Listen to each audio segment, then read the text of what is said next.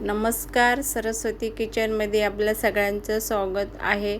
तर आज मी गव्हाच्या कुरड्या कशा बनवायच्या ते दाखवणार आहे. तर पहिले मी गहू 3 दिवस भिजत ठेवले होते आणि आता मी स्वच्छ 4-5 पाण्याने धुवून घेतले. आणि आता इथे मी तेल घेतलंय. तेलात आता मी 1 चमचा मीठ टाकून घेणार आहे.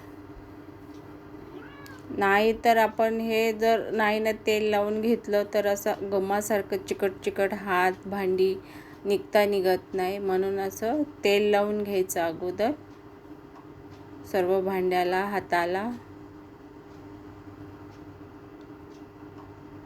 तर मस्त असे गहू मी धुवून घेतलेत आणि ह्या डब्यातच मी भिजत ठेवलेले. आता ह्याच्यातच चीक मी ठेवणार आहे वतून जी निघेल तो.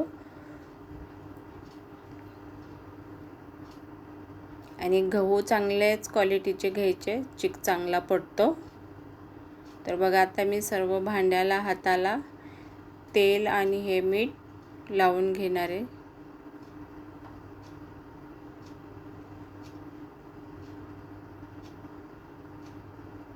व्यवस्थित सर्व भांड्याला लावून घ्यायचं, नाहीतर मग सगळे चिकट होतात, निघत नाही.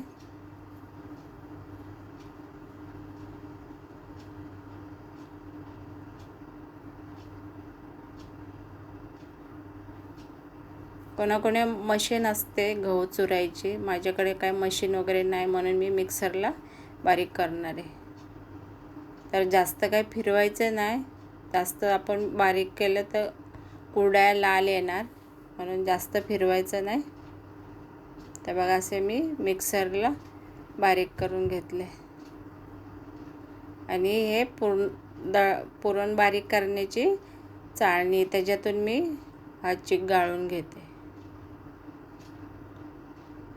तुमच्याकडे जर चाळणी नसेल तर एकदम पातळ असं पंचा किंवा रुमालचं कॉटनचं किंवा नायलनचं असलं तरी चालेल, त्याने गाळला तरी चालेल.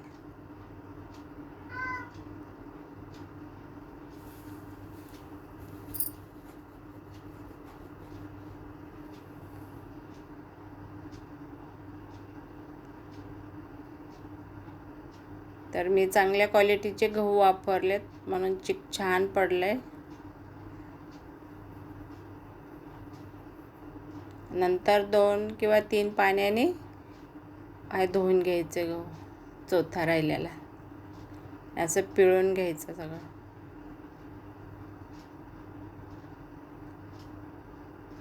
आणि मग दुसऱ्या दिवशी जे वरचं पाणी येणार ना आपलं, हे जेवढं पाणी, हे बघा असं वरती पाणी येतं आणि खाली चीक साठतं, हे वरचं पाणी सर्व वतून द्यायचं. आणि जेवढं चीक खाली राहील त्याची आपल्याला कुरड्या बनवायच्या.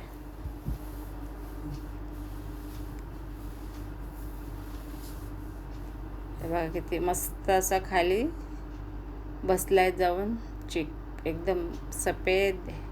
आणि राहिलेला डब्यात ठेवला होता. डब्यात बसला नाही म्हणून मी टोपात ठेवलेला.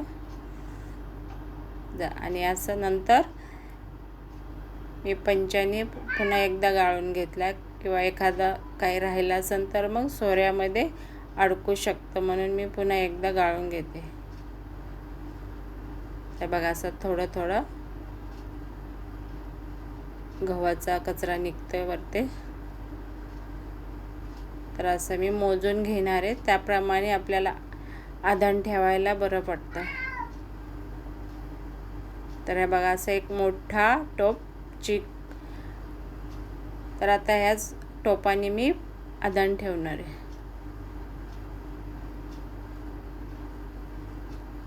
तर बघा मी टोप ठेवलाय गरम करायला. तर 1-1.5 टोप मी पाणी ठेवणार आहे.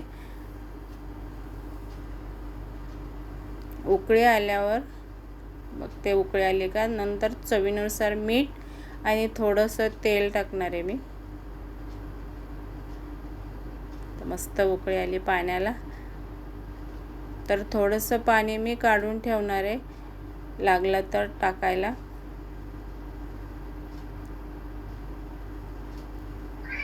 कमी पडलं तर टाकू शकतो, जास्त झाला तर मग काय करू शकत नाही. म्हणून असं साईडला पाणी काढून ठेवायचं. थोडं लागलं तर हे गरम गरम पाणी, थंड पाणी नाही वापरायचं, गरमच पाणी टाकायचं.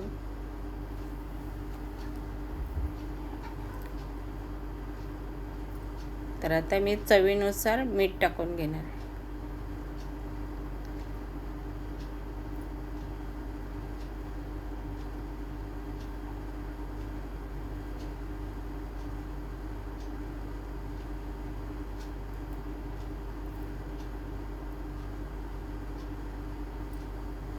जास्त खारट पण नाही करणार मी, आम्हाला जास्त मीठ लागत नाही, आपापल्या आवडीनुसार मीठ टाकायचं. तर आता मी घेतला आहे बघा चीक बनवायला. तर चीक बनवताना 2-3 माणसाची गरज, कारण एक जण टोप पकडायला लागतो, एक जण चीक वतायला आणि एक जण हे असं फटाफट हलवायला लागतं. नाहीतर गिटुळ्या झाल्या तर कुरडया चांगल्या होत नाहीत, सोऱ्यातून खाली येत नाही चीक. म्हणून एकदम भराभर असं हटायला लागतं याला. तर माझ्याकडे लाकडी पळी नसल्यामुळे मी बेलण्याने हटवते. तर बघा एवढा असा जोरात हा चीक हे हटवला आहे. तर अजिबात गिठुळे वगैरे काय झाले नाही, मस्त चीक झाला आहे. तर तुम्ही पण नीट व्यवस्थित बघा, मी किती जोरामध्ये हे चीक हटून घेतला आहे. आणि आता झाकण ठेवून थोडंसं मी शिजून देणार आहे, नंतर कुरडया बनवायला घेणार आहे. तर आता ह्याच्यात गिठुळे वगैरे काहीच नाही. तर आता मी घेतल्यात बघा कुरडया बनवायला. तर आता सवय नसते आपल्याला, वर्षातून एकदा आपण हे कुरडया बनवतो. तर आता हे गोल गोल येत नाहीत माझ्याकडनं, आणि मी घरात पंख्याखाली सुकवणार आहे, म्हणून 1 किंवा 2च एड्याचे कुरडया बनवणार आहे. काही 3-3 एड्याचे बनवतात, म्हणजे तुटत नाहीत. जास्त जाड बनवलं तर तुटत नाही. तुमच्याकडे उन्हाची म्हणजे सोय असेल तर तुम्ही 3 एड्याची कुरडई बनवू शकता. तर बघा अशा मी माझ्या कुरडया झाल्यात, बनवून मस्त झाल्यात. तर मी पंख्याखाली सुकवणार आहे, सुकवल्या तुम्हाला तळून पण दाखवते.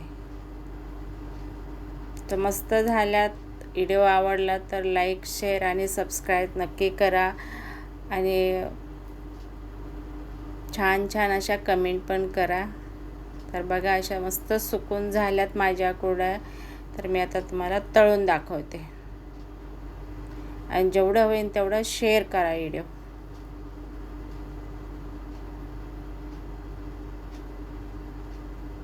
तर बघा मस्त असे फुगते. दुसरं मी काही त्याच्यात वापरलेलं नाही. काही जण त्रुटी वगैरे फिरवतात, पण मी काही त्रुटी वगैरे नाही. तरी पण बघा किती सफेद आले, खूप छान झाल्यात.